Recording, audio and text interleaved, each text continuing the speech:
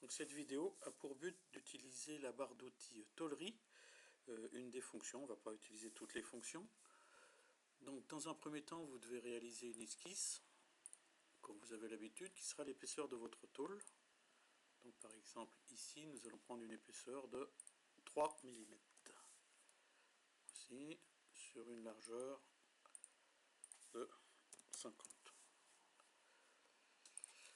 Donc pour pouvoir continuer et réaliser ce pliage, nous allons donc être obligés d'aller dans Affichage, barre d'outils, tôlerie, de manière à avoir cette barre d'outils. On peut la mettre sur le côté si on désire.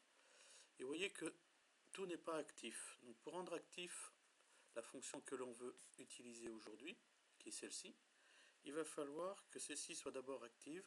Donc on va d'abord terminer notre fonction. On va indiquer qu'on veut 100 mm de long par exemple.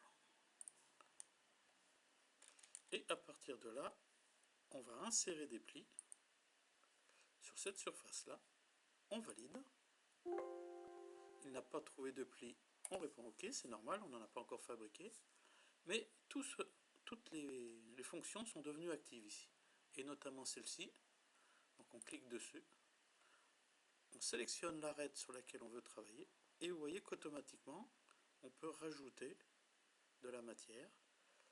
Donc on clique. Et ici, on peut changer la valeur de manière à mettre, par exemple, 60 mm de long. On valide. Et on a obtenu une équerre en tôle pliée.